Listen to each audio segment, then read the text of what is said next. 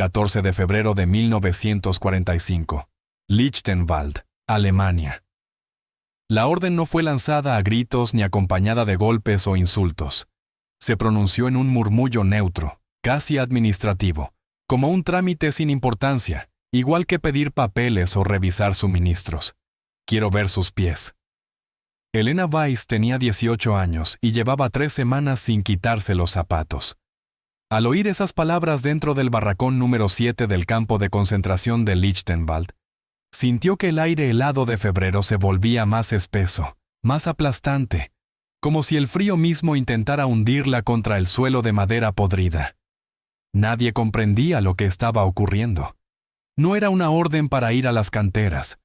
No era un castigo habitual. No era una selección hacia las cámaras de gas ni una marcha forzada bajo la nieve. Era algo distinto, algo desconocido. Y en los campos nazis, lo desconocido siempre inspiraba más terror que lo que ya se conocía. A su lado, Miriam Kaplan, con apenas 16 años, empezó a temblar sin control. Sus manos buscaban aferrarse al borde del vestido raído, pero los dedos no obedecían. Se agitaban como ramas secas sacudidas por el viento. No hizo preguntas. En los campos nazis, preguntar era peligroso. Las preguntas se pagaban con golpes, con días sin comida, con castigos improvisados o con algo aún peor. Rosa Malin intentó mantenerse erguida, pero un dolor punzante en las piernas la obligó a apoyarse contra la pared de madera húmeda que olía a mojo y a una muerte lenta. Había vivido 31 años, y todos parecían caerle de golpe sobre los hombros. En ese momento, Sarah Bloom, de 24 años, antigua estudiante de literatura antes de que la guerra destrozara su vida y sus sueños, bajó la mirada hacia el suelo cubierto de barro congelado, convencida de que aquella orden escondía una humillación pública pensada para quebrar lo poco que aún quedaba de su dignidad. Hannah Rosen, viuda de 39 años, no reaccionó. Su rostro permaneció inmóvil, como una máscara de piedra tallada siglos atrás. El silencio era su única defensa. Hacía meses que no lloraba. Hacía meses que tampoco sentía. Una a una, las prisioneras fueron obligadas a avanzar hacia el centro del barracón. El suelo, cubierto de escarcha, crujía bajo los pies descalzos de algunas mujeres. El olor a humedad, a desinfectante barato que no limpiaba nada, a cuerpos sin lavar y a miedo puro, se mezclaba con el terror que emanaba de cada una de ellas. Cuando los primeros dedos empezaron a desatar los cordones de zapatos destrozados, algunas mujeres rompieron a llorar en silencio, lágrimas mudas, porque incluso llorar podía ser castigado. Otras suplicaron en susurros casi inaudibles, rezando en yiddish, en polaco, en un alemán roto, pidiendo que aquello terminara pronto. Nadie explicaba nada, nadie respondía. El silencio de los guardias resultaba más aterrador que cualquier grito. El SS Obersturmführer Otto Keller observaba la escena desde la entrada del barracón con el rostro anguloso completamente inexpresivo. No había rabia ni sadismo, solo rutina. Una rutina fría, metódica, calculada como una operación matemática.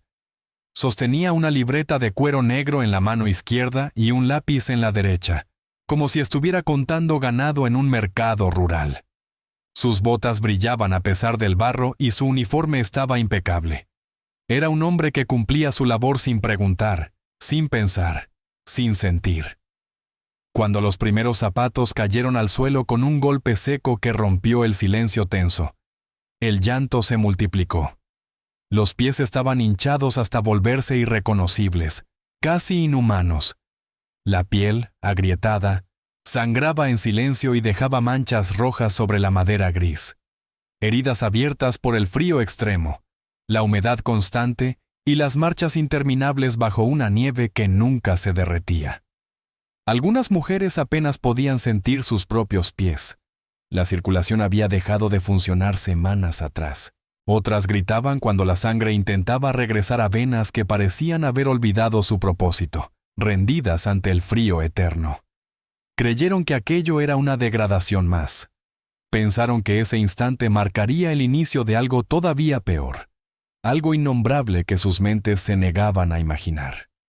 Pero ninguna de ellas sabía entonces, mientras el hielo del suelo atravesaba la piel desnuda de sus pies destrozados y el miedo les cerraba la garganta, que esa orden tan simple y cruel en apariencia decidiría quién viviría hasta el amanecer y quién no sobreviviría a la noche que se acercaba con su oscuridad implacable. Si esta historia te tocó de verdad, apóyala con tu me gusta y suscríbete para no perderte los próximos videos. Si quieres respaldar aún más este proyecto, puedes hacerte miembro. Y si el video te impactó, pulsa el botón de gracias para ayudarnos a seguir contando estas historias. Cuéntame también en los comentarios desde qué ciudad y país nos estás viendo. Quiero saber desde dónde acompañas a quienes la historia intentó silenciar.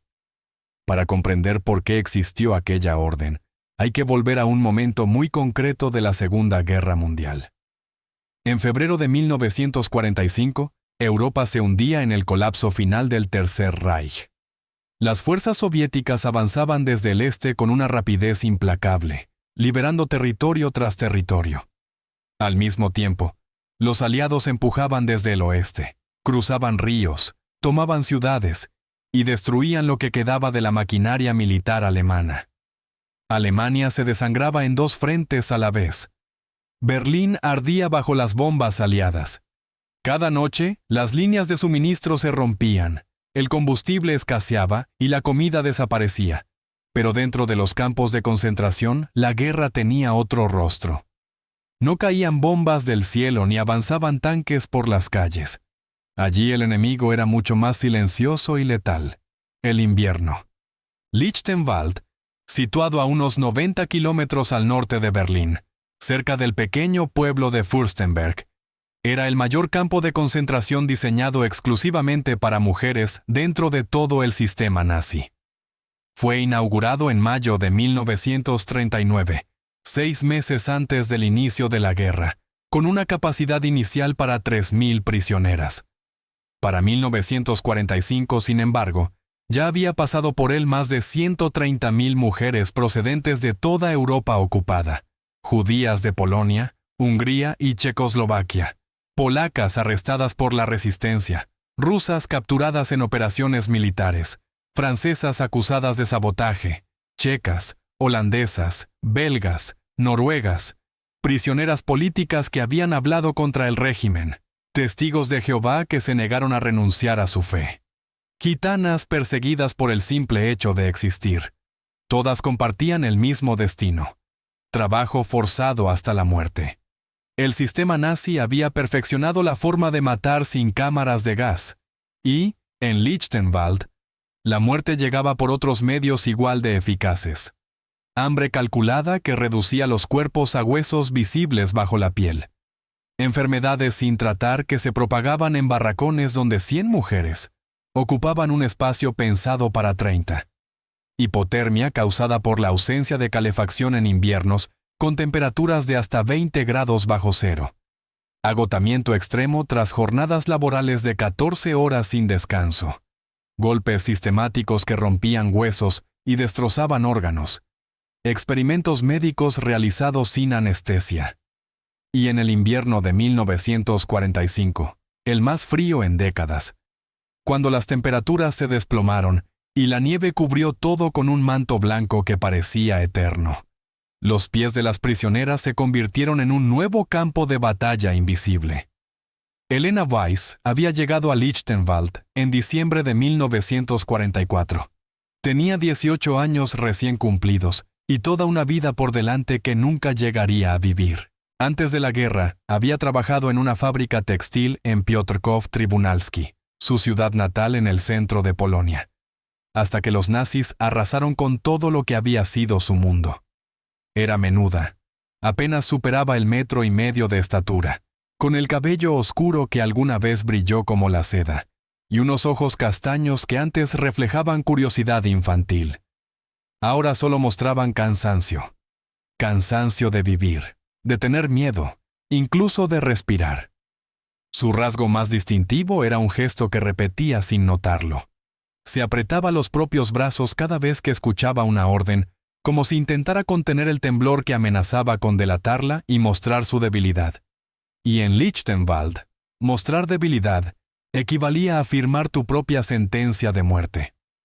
Rosa Malin había trabajado en un almacén de granos en Przemyśl, una ciudad fronteriza entre Polonia y lo que entonces era la Unión Soviética, antes de que la guerra destruyera su vida con una precisión casi quirúrgica. A sus 31 años, Rosa Malin había presenciado la muerte de su esposo, Jaime, fusilado contra un muro del gueto, mientras a ella la obligaban a mirar. Los nazis exigían que las esposas fueran testigos de las ejecuciones. Querían que el horror quedara grabado para siempre, y lo lograron. Desde entonces caminaba con una dificultad evidente, arrastrando levemente el pie derecho. Sus pies estaban siempre hinchados, cubiertos de llagas que nunca cerraban, heridas que supuraban un líquido amarillento y empapaban los trapos improvisados que usaba como vendajes. Cada paso era una agonía muda que soportaba sin quejarse, sin hacer ruido, porque quejarse significaba morir antes, porque los débiles no duraban. Sarah Blum, de 24 años, había estudiado literatura en la Universidad de Varsovia. Su cabello castaño, ahora apagado, colgaba sucio y lleno de piojos imposibles de erradicar. Antes de la guerra soñaba con enseñar, con abrir una librería, con escribir poesía. Ahora solo intentaba sobrevivir un día más, luego otro y otro. Escondía los pies destrozados por las marchas forzadas bajo trapos robados de los talleres de costura, donde las prisioneras confeccionaban uniformes para el ejército alemán. Sabía que si los guardias veían el verdadero estado de sus heridas, la considerarían improductiva, y en Lichtenwald, lo improductivo no duraba. Las improductivas eran enviadas a las cámaras de gas instaladas en 1944, o simplemente dejadas morir de hambre en barracones de aislamiento. Hannah Rosen, la viuda de 39 años llegada desde Lublin, era distinta al resto. No hablaba, no lloraba. Su silencio era tan profundo que inquietaba incluso a las demás prisioneras. Había perdido a sus 2 hijos, Mordecai de 7 años y Sara de 5, en el gueto, asesinados frente a ella durante una acción de limpieza en el invierno de 1942. Desde entonces, algo dentro de ella se había quebrado de forma irreversible. Algo que ningún médico podía reparar y que ninguna palabra podía consolar. Pero seguía viva. Seguía obedeciendo órdenes de manera mecánica. Seguía arrastrando los pies congelados por el barro helado cada mañana, cuando los silbatos despertaban a las prisioneras a las 4 de la madrugada. Miriam Kaplan era la más joven del grupo. 16 años que parecían 60. Había sido deportada sola desde Kielce, una ciudad del centro de Polonia, después de que su familia fuera ejecutada frente a ella en la plaza principal del gueto.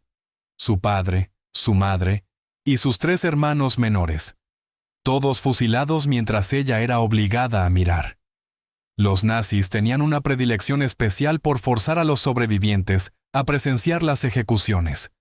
Buscaban un trauma tan profundo que nunca pudiera borrarse. Miriam no comprendía la mayoría de las órdenes gritadas en alemán. Obedecía por puro instinto animal, impulsada por el pánico que la mantenía respirando y el corazón latiendo. A pesar de todo, estas 5 mujeres compartían el barracón número 7, una estructura de madera de 20 metros de largo por 8 de ancho, diseñada en teoría para 40 prisioneras. En realidad alojaba a 120. Dormían en literas de madera sin colchones ni mantas, apretadas unas contra otras para conservar el calor. Donde solo cabían 2, se apiñaban 5 mujeres, compartiendo piojos que se reproducían sin control en el calor de los cuerpos amontonados. Compartían enfermedades que se extendían en la oscuridad: tuberculosis, tifus, disentería, sarna. Compartían también el silencio nocturno, roto solo por llantos ahogados en trapos para no alertar a los guardias, por rezos susurrados en hebreo que casi nadie entendía, por gemidos de dolor que nadie podía aliviar porque no había medicinas, no había cura, no había esperanza. La rutina era siempre la misma. Despertar a las 4 de la madrugada con silbatos que atravesaban el sueño como cuchillos. 15 minutos para usar letrinas compartidas por 300 mujeres. 10 minutos para recibir el desayuno. Agua caliente con un leve sabor a café y un trozo de pan negro de 50 gramos.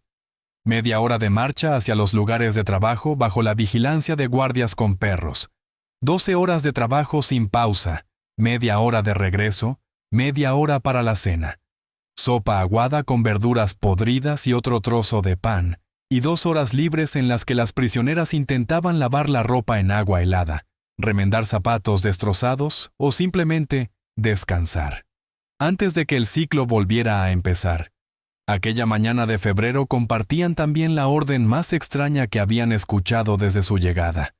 Una orden incomprensible, distinta, aterradora precisamente por no encajar en nada conocido.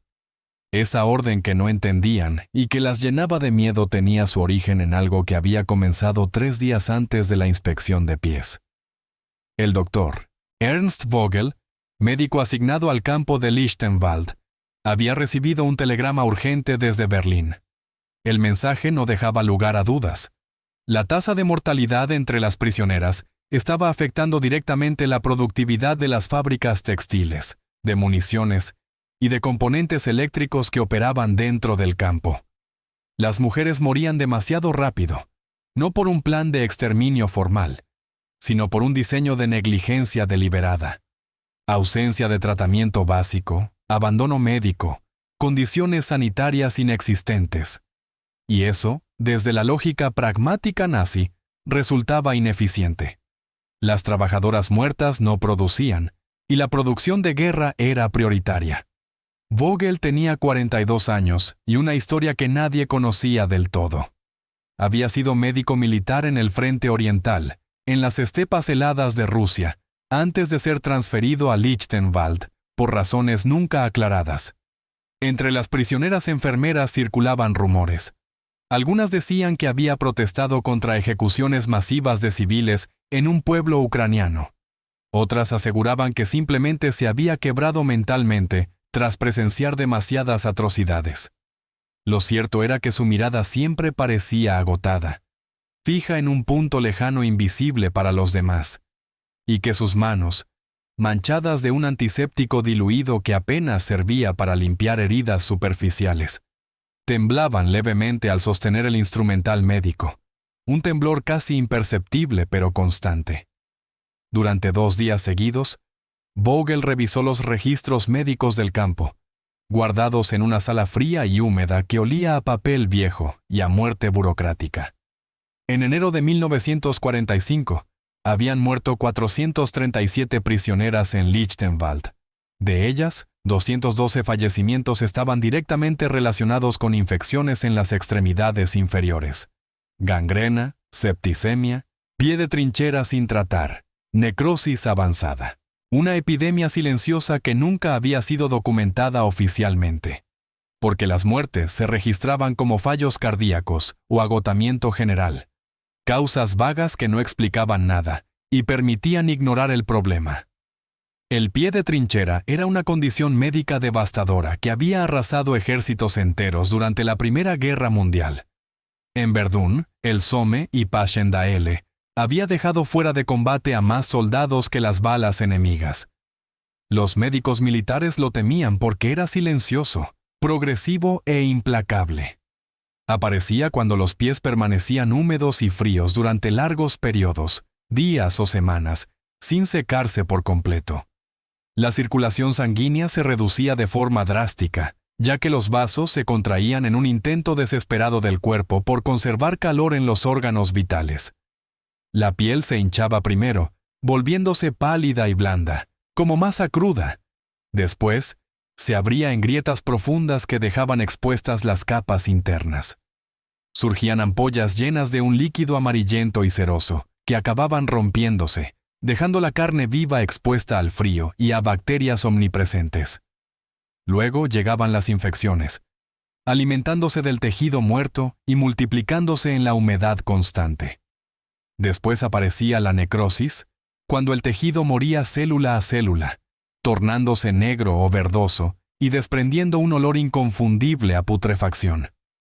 Finalmente, la gangrena, cuando la infección se volvía irreversible y la toxemia envenenaba todo el organismo. Sin tratamiento inmediato, la muerte era casi segura en cuestión de días o semanas. Con tratamiento, la amputación era frecuente, a veces de varios dedos, a veces del pie entero, a veces de la pierna hasta la rodilla. Las prisioneras de Lichtenwald trabajaban entre 12 y 14 horas diarias en talleres textiles sin calefacción, donde la temperatura interior apenas superaba a la del exterior. Connie cosían uniformes para la Wehrmacht con los dedos congelados, dejando gotas de sangre sobre las telas. O trabajaban en canteras a cielo abierto, rompiendo piedra con herramientas oxidadas bajo una nieve que no dejaba de caer, mientras el sonido del martillo rebotaba en el aire helado. Otras eran enviadas a fábricas de componentes eléctricos, donde el agua helada empapaba sin descanso sus ropas finas, que nunca llegaban a secarse, y donde las chispas de las máquinas quemaban la piel expuesta. Algunas eran asignadas a la construcción de nuevos barracones, cargando ladrillos congelados que les destrozaban las manos. Otras pasaban el día en las cocinas, pelando papas podridas con cuchillos sin filo. Las más débiles terminaban en el taller de clasificación, separando ropa confiscada de prisioneros ejecutados, buscando objetos de valor ocultos en los forros. Sus zapatos, cuando los tenían, eran restos inservibles de calzado militar alemán descartado, suelas despegadas del cuero, agujeros en los costados o simples trapos atados con cuerdas alrededor de los pies que se deshacían tras una semana de uso. Muchas caminaban descalzas sobre nieve compactada que cortaba la piel como vidrio molido. Dormían con los pies mojados, con la ropa húmeda congelándose contra el cuerpo, en barracones donde el agua de los baldes amanecía convertida en hielo sólido. Nunca podían secarlos del todo, nunca tenían calcetines secos, nunca descansaban, nunca tenían esperanza. El doctor Ernst Vogel sabía que no podía salvarlas a todas. Los recursos eran escasos. Los antibióticos faltaban incluso para los soldados alemanes heridos en el frente. Pero si lograba identificar los casos más graves, podía aislarlos, aplicar un tratamiento mínimo con lo poco disponible y evitar que la infección se propagara al resto.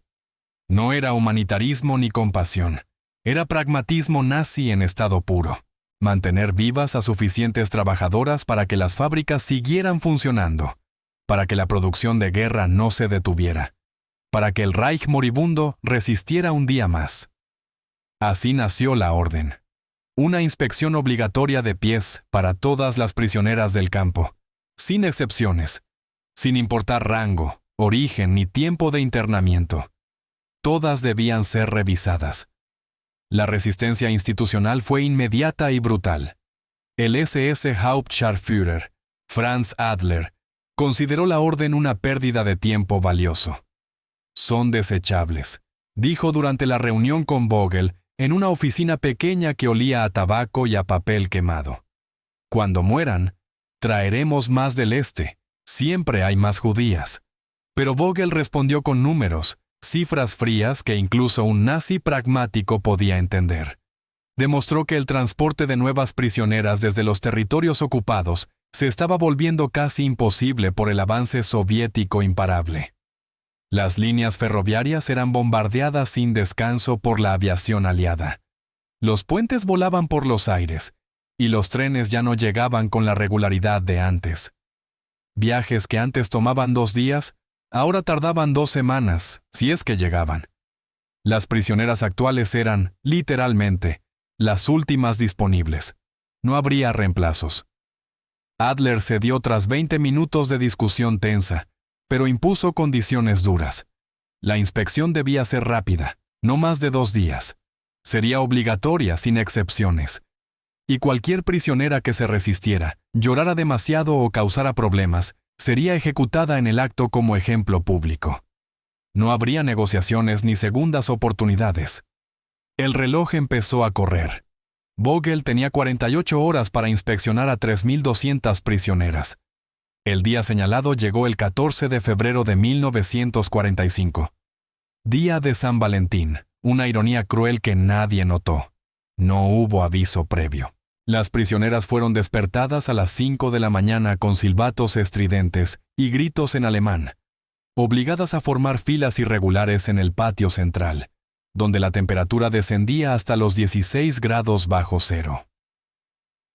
El viento del norte cortaba la piel como cuchillas invisibles.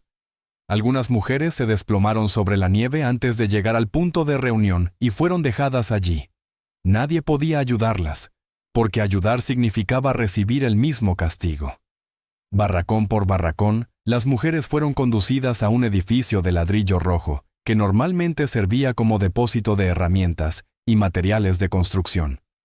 Dentro se había montado una estación médica improvisada.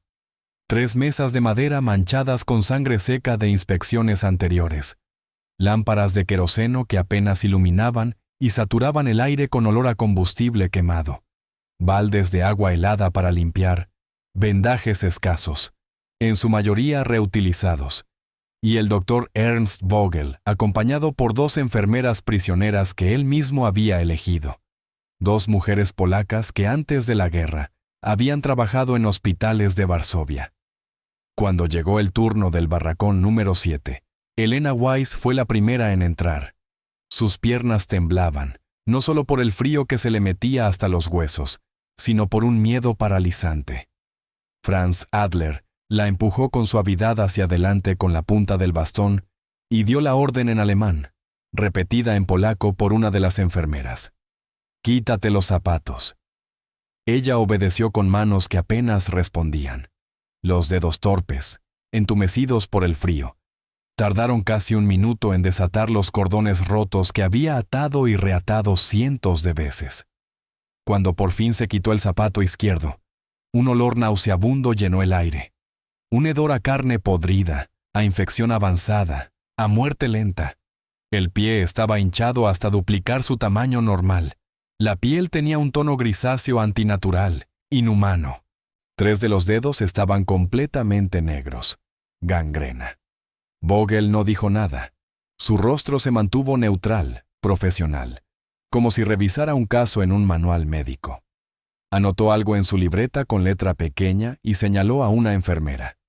Elena fue llevada a un rincón del edificio, donde otras prisioneras con infecciones graves esperaban en silencio, sentadas sobre el cemento helado. Rosa Malin fue la siguiente. Al intentar quitarse los zapatos, lanzó un grito de dolor agudo que atravesó el silencio. El calzado llevaba semanas adherido a la piel infectada. El cuero podrido se había fusionado con la carne viva. La enfermera tuvo que usar agua tibia, un lujo extraordinario, para despegar el cuero centímetro a centímetro. Cuando al fin los pies quedaron expuestos, Vogel cerró los ojos por un segundo, un gesto mínimo de horror contenido. Ambos pies estaban cubiertos de llagas abiertas, que supuraban un líquido amarillento mezclado con sangre. La infección había alcanzado ya los tobillos, y se distinguía la línea roja de la septicemia, avanzando lentamente hacia las rodillas. Sarah Bloom intentó ocultar sus pies destrozados colocando uno sobre otro. Un gesto instintivo de vergüenza y miedo, pero no funcionó. Vogel los examinó en silencio clínico, presionó con cuidado para evaluar la profundidad de las heridas, y también la apartó del grupo principal, otra para tratamiento inmediato. Hannah Rosen, la viuda silenciosa que nunca hablaba, se quitó los zapatos sin expresión, sin lágrimas ni quejidos. Sus pies estaban mejor que los de muchas otras. No había infecciones visibles, pero mostraban claros signos de congelación en los dedos, con la piel dura, cerosa y sin circulación adecuada. Vogel dudó un instante, el lápiz suspendido sobre el papel, y decidió dejarla con el grupo principal. No era prioritaria y los recursos eran limitados. Miriam Kaplan, la adolescente de 16 años que había perdido a toda su familia, no comprendía lo que ocurría. Cuando le ordenaron en alemán que se quitara los zapatos, comenzó a llorar de forma incontrolable, lágrimas sin freno y sollozos que sacudían su cuerpo delgado. Pensó que iban a ejecutarla, Pensó que ese era el final, que había llegado su momento de morir. Adler gritó para que se callara. Su voz resonó en el edificio, pero ella no pudo detenerse. El pánico la había consumido por completo. Finalmente, una de las enfermeras, una mujer polaca de 40 años llamada Sofía, la ayudó con una gentileza inesperada a quitarse el calzado. Sus pies estaban hinchados, pero no gravemente infectados, solo mostraban congelación leve, y fue de vuelta al grupo principal. Durante 6 horas continuas, desde las 7 de la mañana hasta la 1 de la tarde, la inspección siguió sin pausa, prisionera tras prisionera. Pies inflamados, piel destruida, dedos negros, infecciones avanzadas, heridas que nunca habían recibido tratamiento. Vogel trabajaba de forma mecánica, anotando, separando, clasificando sin pausa. Al final del día había identificado a 342 mujeres con infecciones que requerían tratamiento inmediato para sobrevivir, pero solo había vendajes suficientes para 50, antibióticos, sulfonamidas primitivas, para apenas 30, y camas de aislamiento en la enfermería para 20. El punto crítico llegó esa misma noche, cuando el sol desapareció y la temperatura cayó todavía más. Vogel sabía que debía tomar una decisión imposible, una que lo acompañaría el resto de su vida. No podía salvar a las 342, era matemáticamente inviable. Los recursos no existían, pero aún podía intentar salvar a algunas.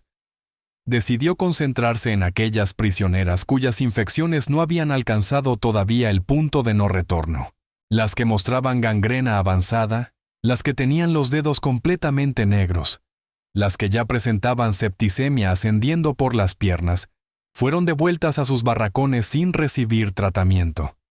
Era una sentencia de muerte silenciosa, una condena firmada sin palabras. Elena Weiss fue una de las pocas afortunadas. Su infección era grave, con 3 dedos gangrenados, pero aún no terminal, y fue trasladada a una habitación pequeña de la enfermería junto a otras 19 mujeres. Allí, Vogel y las enfermeras trabajaron durante toda la noche bajo la luz débil de las lámparas de queroseno.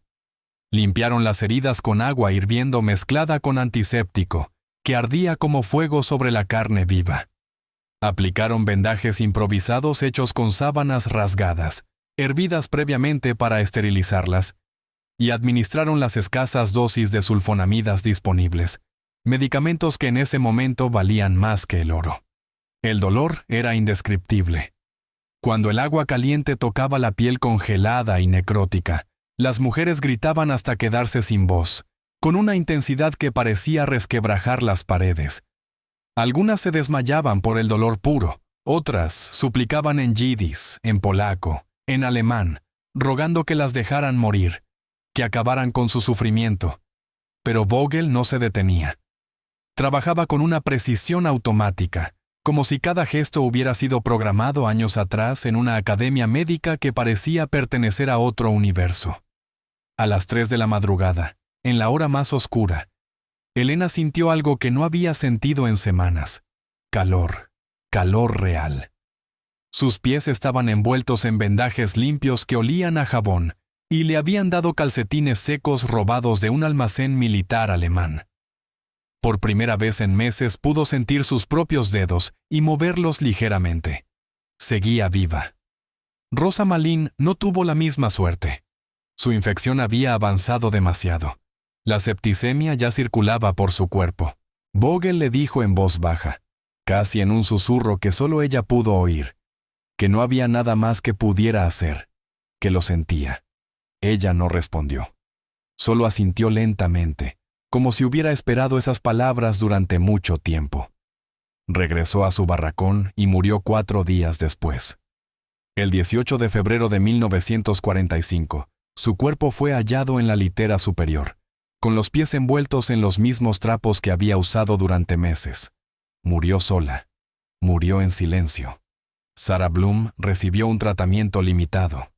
Sus heridas fueron limpiadas con agua hirviendo, pero no hubo antibióticos suficientes para ella. Le indicaron que mantuviera los pies secos y elevados siempre que fuera posible.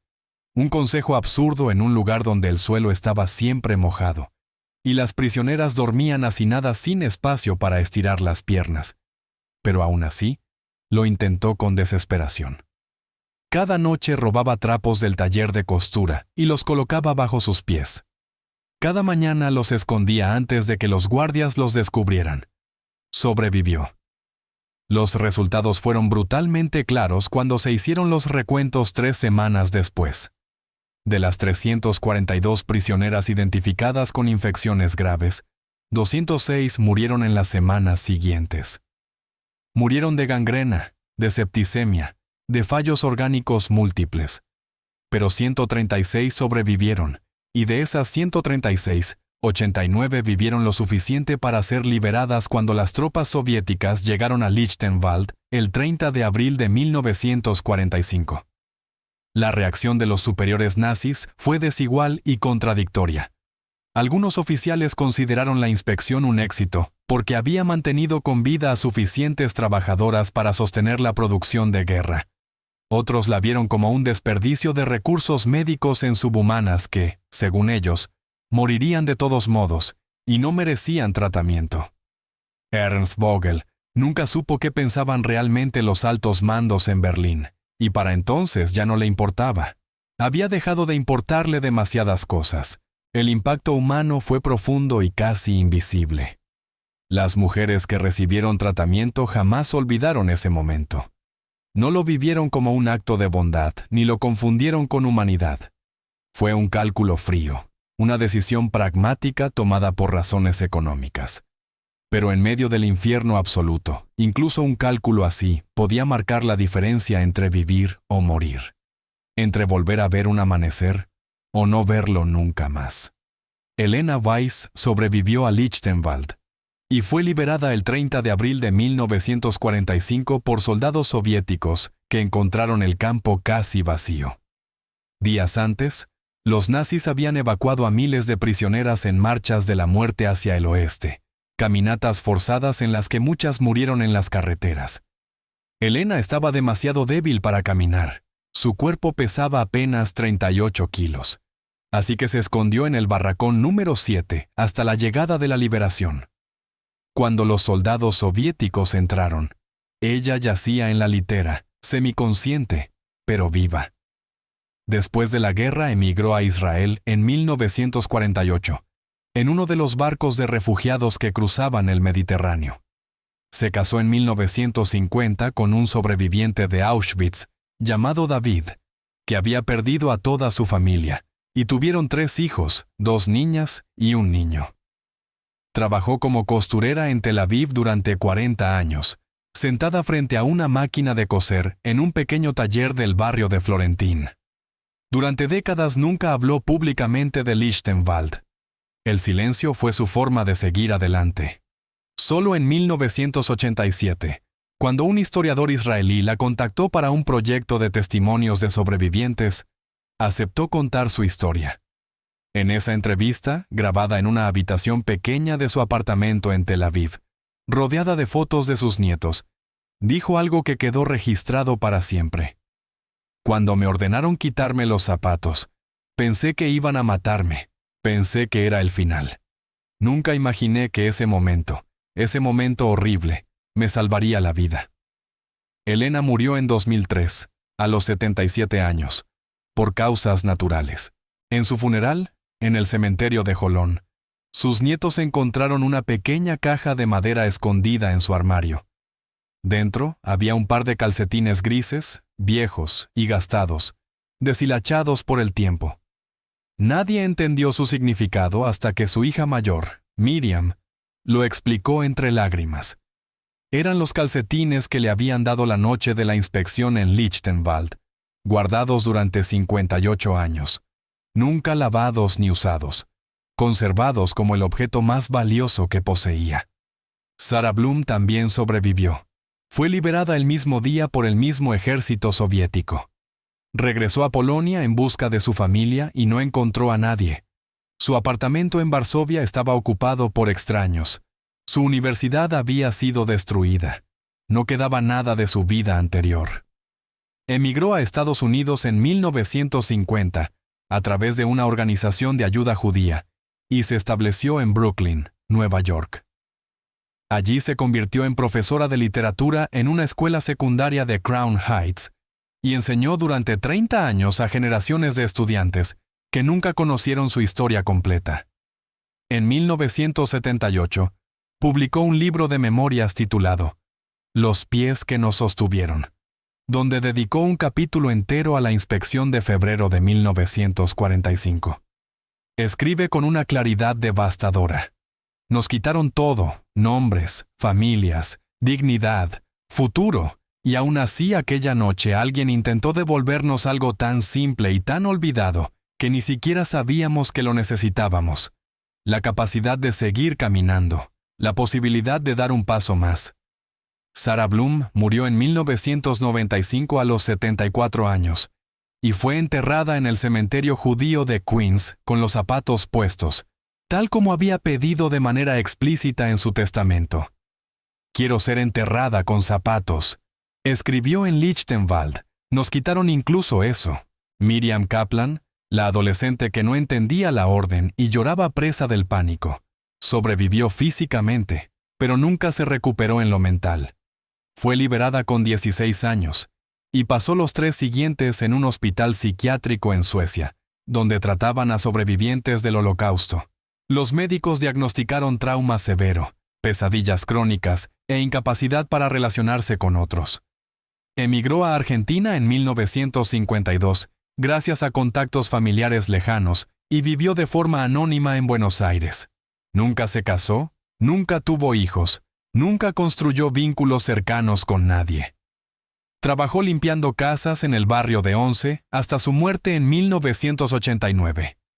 Según sus vecinos, nunca hablaba de la guerra, nunca mencionaba Polonia ni a su familia asesinada, pero cada noche, antes de dormir, se quitaba los zapatos y revisaba sus pies en silencio, un ritual compulsivo que nadie entendía. Hannah Rosen, la viuda silenciosa que había perdido a sus 2 hijos, también sobrevivió a la liberación física. Regresó a Lublin en el verano de 1945 buscando cualquier rastro de ellos, aún sabiendo que estaban muertos. Revisó registros, listas y cementerios improvisados y no encontró nada, solo ruinas y silencio. Se suicidó en julio de 1945, 3 meses después de ser liberada, en la habitación donde alguna vez había vivido con su familia. En la nota que dejó sobre la mesa de la cocina, escribió una sola frase, con letra temblorosa: «Mis pies ya no tienen a dónde ir». Rosa Malin, como se ha mencionado, murió en el campo 4 días después de la inspección.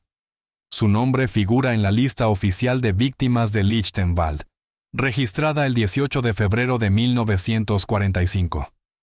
La causa oficial de muerte fue insuficiencia orgánica múltiple. No se menciona la infección, ni el dolor insoportable, ni que murió porque no había antibióticos suficientes para salvarla. No se menciona que fue una elección deliberada, solo una línea en un registro que nadie leería durante décadas. El doctor Ernst Vogel fue arrestado por las autoridades soviéticas en mayo de 1945, cuando intentaba huir hacia el oeste. Fue juzgado por crímenes de guerra en 1947, en uno de los tribunales establecidos en la zona de ocupación soviética. Durante el juicio, que duró 3 semanas, se presentaron testimonios contradictorios. Algunas sobrevivientes, entre ellas Elena Weiss, declararon que había intentado ayudar dentro de los límites imposibles del sistema. Otras afirmaron que era cómplice del horror, simplemente por haber trabajado allí, por formar parte de la maquinaria de muerte. Fue condenado a 12 años de prisión, cumplió 8 en una cárcel soviética de Alemania Oriental, y fue liberado en 1955, enfermo de tuberculosis y mentalmente quebrado. Murió en 1961 en Berlín Oriental, a los 58 años. Nunca habló públicamente de Lichtenwald, nunca escribió memorias ni concedió entrevistas, se llevó sus secretos a la tumba. El SS Hauptscharführer Franz Adler desapareció en abril de 1945 durante la evacuación final del campo, y nunca fue capturado. Algunos documentos desclasificados décadas después sugieren que huyó a América del Sur bajo una identidad falsa, posiblemente a Argentina o Paraguay, donde muchos nazis encontraron refugio, mientras que otros indican que murió durante los bombardeos finales de Berlín en los últimos días de la guerra. Su paradero real nunca fue confirmado. Su nombre aparece en listas de criminales de guerra buscados, pero jamás fue hallado. El barracón número 7 de Lichtenwald ya no existe. Fue demolido en 1952 durante la conversión del sitio en un memorial administrado por el gobierno de Alemania Oriental. Pero en el museo que hoy ocupa parte del terreno original, hay una pequeña vitrina en el segundo piso con objetos personales recuperados de las prisioneras durante excavaciones arqueológicas. Entre ellos se exhibe un par de zapatos destrozados, sin cordones, con las suelas completamente separadas del cuero. La placa junto al objeto, escrita en alemán y en inglés, dice: zapatos de prisionera no identificada, encontrados en el barracón número 7, 1945. Nadie sabe si pertenecieron a Elena Weiss, a Rosa Malin, a Sarah Bloom, a Hannah Rosen o a Miriam Kaplan. Nadie sabe si esos zapatos estuvieron realmente presentes durante la inspección de febrero, pero están ahí, detrás del vidrio, en silencio, como testigos mudos de un instante que alteró el destino de cientos de mujeres que el mundo intentó borrar. La orden, quiero ver sus pies, no aparece en los libros oficiales sobre la Segunda Guerra Mundial. No hay monumentos dedicados a ella. No existen películas de Hollywood que la dramaticen, ni series documentales que la expliquen. Es un fragmento microscópico dentro del horror inmenso del Holocausto. Pero para las mujeres que la vivieron, fue el momento exacto en el que la supervivencia dependió de algo tan simple y tan olvidado, como el estado de sus propios pies. La historia demuestra que el horror no siempre llega en forma de cámaras de gas o pelotones de fusilamiento. A veces llega como frío constante, humedad interminable, infecciones sin tratar, pies que dejan de responder y arrastran al cuerpo entero hacia la muerte. Y a veces, en medio de ese horror absoluto, alguien toma una decisión que no es heroica ni noble, pero que permite que unas pocas personas más vean un amanecer adicional, un día más de vida. Elena Weiss vivió 77 años. Sarah Bloom vivió 73. Miriam Kaplan vivió 63. Cada una de esas vidas con todos sus años, hijos, trabajos, alegrías y dolores, existió porque en una noche de febrero de 1945, alguien miró sus pies y decidió que aún podían ser salvados. Esa es la herencia invisible de una orden que sonó cruel, pero que en el contexto más oscuro de la historia humana, se convirtió en la línea más delgada entre el abismo y la luz. Una línea que pasó, literalmente, por sus pies. Si conoces a alguien de tu ciudad y tu país, cuya historia merezca ser contada, escríbela en los comentarios. Tal vez el próximo héroe invisible sea el tuyo.